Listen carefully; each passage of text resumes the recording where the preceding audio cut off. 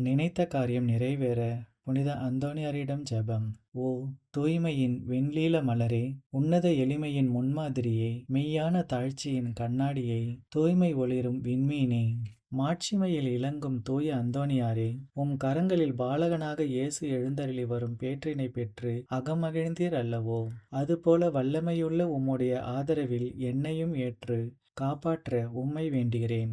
ஆண்டவரிடம் நீர் பெற்றுக்கொண்ட வரங்களில் புதுமை செய்யும் வரமே உம்மிடத்தில் மேலாய் துலங்குகிறதல்லவோ?